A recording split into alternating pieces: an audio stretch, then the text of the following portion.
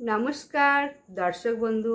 আজ প্রত্যেককে সুখ শান্তি সমৃদ্ধি কামনা করে আমি আমার ব্লগটা শুরু করছি। আজ জন্মাষ্টমী ব্রতের মাহাত্ম্য সম্বন্ধে বলবো। জন্মাষ্টমীর ব্রত কিভাবে সহজে পালন করবে, সংকল্প ব্রত এবং অষ্টমীর তিথি সকল বিষয়ে আলোচনা করব। এই বছর 2025 খ্রিস্টাব্দ থেকে 16ই আগস্ট 2025 শনিবার জন্মাষ্টমীর মহা মহোৎসব ব্রত। ভাদ্র মাসে কৃষ্ণপক্ষের অষ্টমী তিথি জন্মাষ্টমীর সকল স্থানে এবছর একই দিনে এই ব্রত 16ই আগস্ট শনিবার জন্মাষ্টমীর ব্রত পালন করো। 30শে শ্রাবণ কিভাবে পালন করবে, ব্রতের সংকল্প শাস্ত্রে রয়েছে।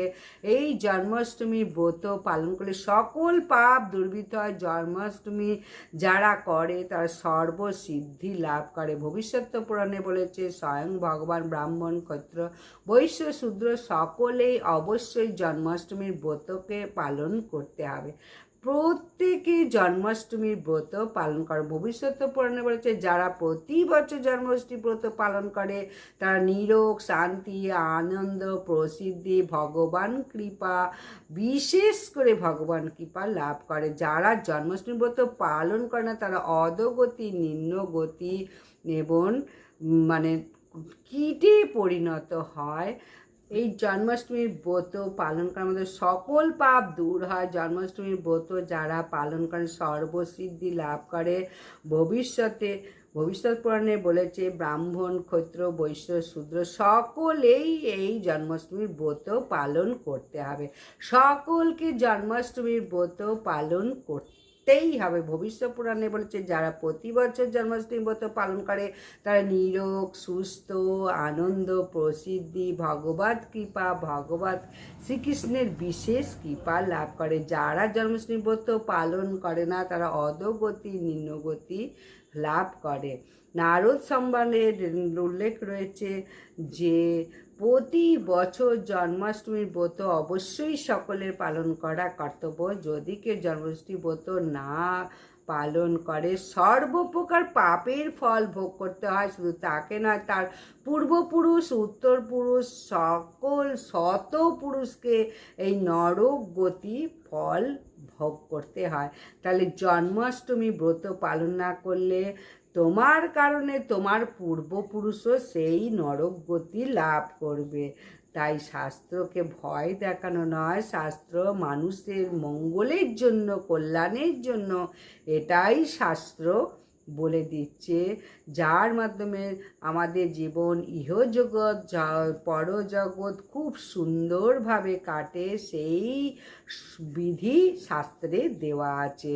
তাই এই বিধি মেনে চললে মঙ্গল হবে। যথাসাধ্য শাস্তি পেতে হবে যারা এই নিয়ম পালন করবে না বা জন্মাষ্টমী ব্রত করবে না। জন্মাষ্টমী ব্রত সকলকেই পালন করতে হবে।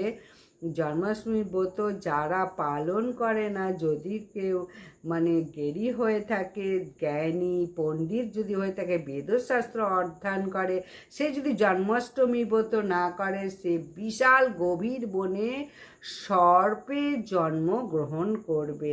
ব্রহ্মাজি বলছেন ইহলোকে পরলোকে তাদের কোনো সুখ নেই জন্মাষ্টমী ব্রত পালন না করলে।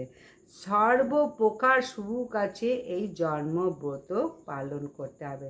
স্কন্ধপুরাণে বলছে যারা প্রতি বছর জন্মাষ্টমী যারা পালন করে 7 জন্মের পাপ বিদরিত হয়। স্কন্ধ পুরাণে বলছে ভগবত ধামে তিনি ফিরে যান।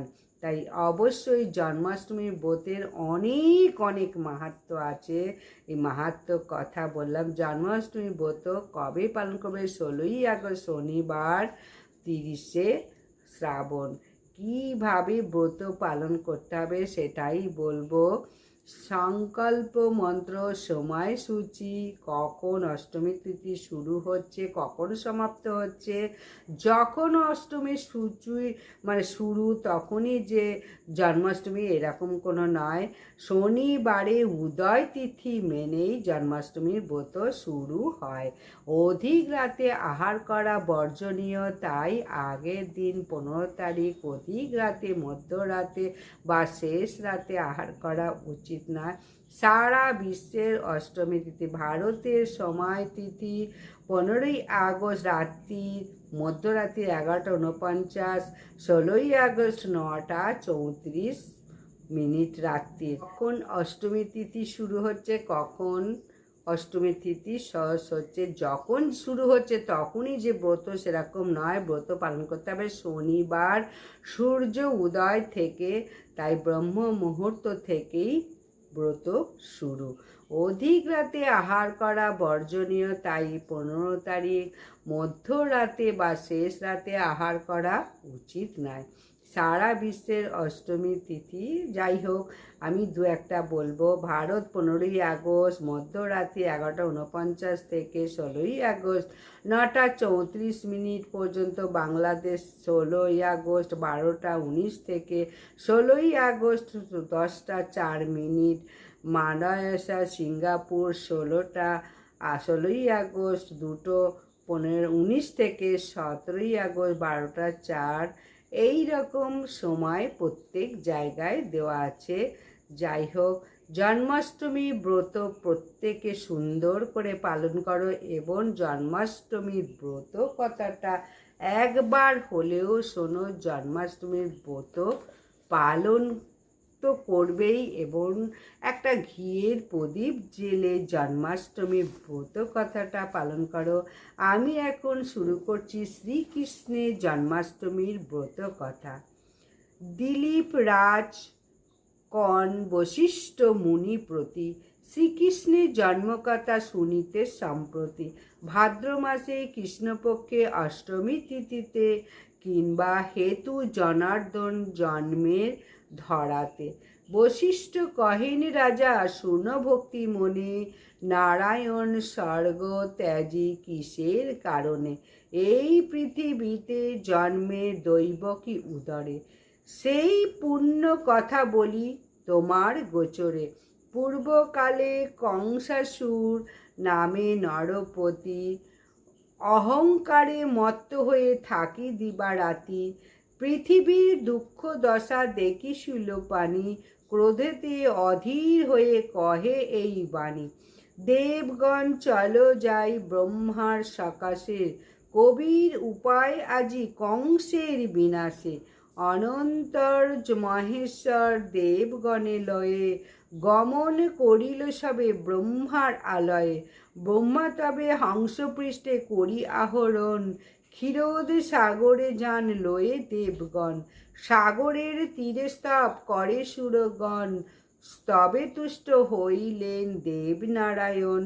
কিংবা হেতু করেছে হেতা আগমন, হেতা বলিলেন প্রভু করি নিবেদন। ইবরে বলিয়ান হয়ে কংসাসুর, পৃথিবীরে দেয় সদা যাতনা প্রচুর। মহেশ্বর দিল বর ভাগিনীর হাতে, নিধন হইবে কংস নহে অন্য হতে। দৈবকী উদরে জন্ম করিয়া গ্রহণ, পৃথিবীর দুঃখ দশা করেন মোচন। নারায়ণ বলিলেন দেব মহেশ্বর, পার্বতীকে সাথে দেন একটি বৎসর। কার্য শেষে পুনরায় আসিবে চলিয়া, এত বলি উমা রমা সাথেতে লইয়া। মথুরা উদ্দেশ্যে যাত্রা করি নারায়ণ, দৈবকী উদরে জন্ম করিলা গ্রহণ। ভাদ্র মাসে কৃষ্ণপক্ষে অষ্টমী তিথিতে, বুধবার রোহিণী নক্ষত্র নিষার্ধেতে। সর্বদিক আলোকিত করিয়া শ্রীহরি, ধরাধামে অবতীর্ণ শিশুরূপ ধরি। কেমনে রক্ষিব প্রভু কংস হাত হতে, ভাবিয়া উপায় মোরা নাহি পাই চিত্তে। অন্তর্যামী নারায়ণ অন্তরে বুঝিল, পরিধান ত্যাজি প্রভু দ্বিভুজ হইল। অনন্তর ভগবান হরির কৃপায়, বাসুদেব শৃঙ্খল হইতে মুক্তি পায়। মায়াময় শ্রীহরির আশ্চর্য মায়াতে রক্ষীগণ অচেতন হইল নিদ্রাতে। সে সময় ভগবান আবির্ভূত হন যশোদা গর্ভেতে, যোগমায়া ব্রজে জন্মলন। অতঃপর ভগবান কন বসুদেবে নন্দালয়ে তারে রাখি আসিতে হইবে। নন্দকন্যা যোগমায়া শ্রী ভগবতীকে আনায়ন করিয়া দিবেন দৈবকীকে। সেই কালে বসুদেব গমন করিল, কারাগারে লোহদ্বার মুক্ত হয়ে গেল। মন্দ মন্দ মেঘগণ করয়ে গর্জন, মৃদুমন্দ বৃষ্টিধারা হতেছে পতন। স্বয়ং অনন্তদেব সর্পরূপ ধরি, বাড়ি নিবারণ জন্য কৃষ্ণ শিষ্য পরি। ছত্রের মতন ফনা করিয়া ধারণ, শ্রী বসুদেবের সাথে তিনি করেন গমন। এইভাবে বসুদেব যাইতে লাগিল, যমুনার তটে আসি উপস্থিত হইল। দুই কূলে বহিছে বান বসুদেব ভাবে, কেমনে হইয়া পার গোকুলে যাইবে। হায় কি করিব বলি কাঁদিতে লাগিল, অন্তর্যামী নারায়ণ অন্তরে জানিল। দেখিতে দেখিতে জল আসিল কমিয়া, শিবারূপে পার হয়ে যান মহামায়া। শিবার পশ্চাৎ ধরি বসুদেব যান, মায়া করি বাড়ি মধ্যে পড়ে ভগবান। বসুদেব কাঁদে পুনঃ শিরে হাত দিয়া, জলক্রীড়া করে কৃষ্ণ যমুনা লইয়া। যমুনার পুরে সাধ কৃষ্ণকে পাইয়া, কিছুক্ষণ পরে কৃষ্ণ উঠিল ভাসিয়া। সানন্দে বসুদেব তুলি নিল কোলে, যমুনা হইয়া পার আসিল গোকুলে। অনন্তর বসুদেব আসি নন্দালয়ে, যশোদা নিকটে দেখে কন্যা আছে শুয়ে। মহামায়া প্রভাতেতে গোপী যত, কেহ কিছু নাহি জনে সবে নিদ্রাগত। যশোদা ও পুত্র কন্যা কিছু না বুঝেছে, জানে কোন দেবরূপী জনম লোভেছে। যোগমায়া রূপী কন্যা দৈবকীকে দিয়া, বন্ধন স্থানেতে বসু আসিল চলিয়া। যোগমায়া প্রভাবে পুনঃবন্ধন ঘটিল, কারাগৃহ পুনরায় আবদ্ধ হইল। মহামায়া সদ্যজাতা শিশুর মতন ক্রন্দন করি মাত্র জাগে রক্ষীগণ। এক রক্ষী কংস পাশে করিয়া গমন, দৈবকী প্রসবে শিশু করে নিবেদন। বিদিত হইয়া কংস আসি কারালয়ে, দেখিল দৈবকী কোলে কন্যা আছে শুয়ে। ক্রোধে কংস ধরিবারে উদ্যত শিহরে শিশুরে, দৈবকী কন্যাকে হৃদে জড়াইয়া ধরে। অশ্রুসিক্ত আঁখি নিয়ে বলে বারে বার, প্রাণ ভিক্ষা দাও রাজা কন্যারে আমার।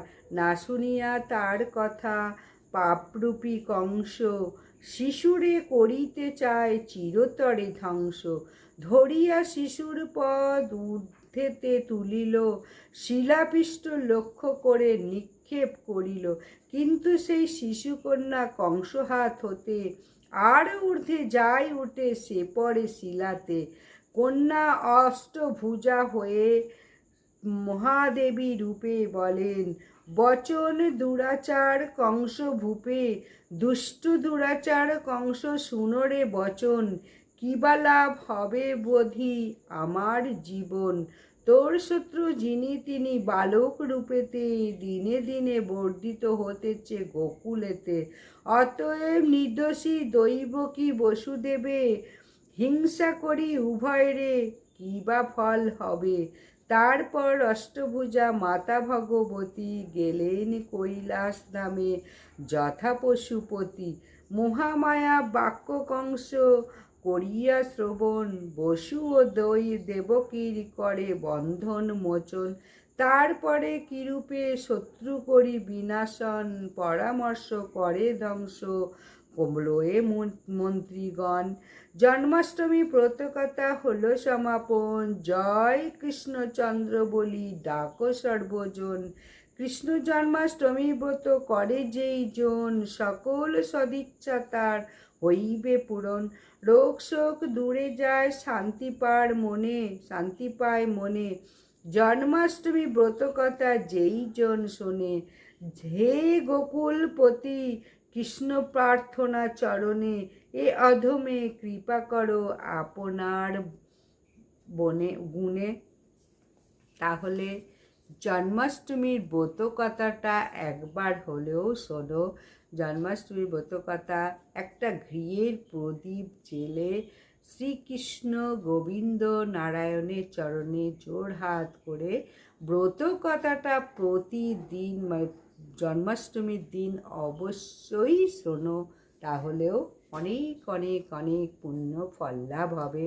পারলে জন্মাষ্টমীর ব্রত অবশ্যই করো, তা না হলে নরকগামীও হতে পারে। পিতৃপুরুষরাও অবশ্যই তাদেরও নরকগামী হতে হবে।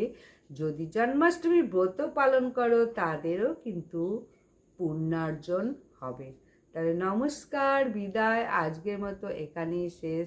আশা করছি প্রত্যেকের ভালো লেগেছে। ভালো লাগলে অবশ্যই লাইক, সাবস্ক্রাইব, শেয়ারটা করে দাও।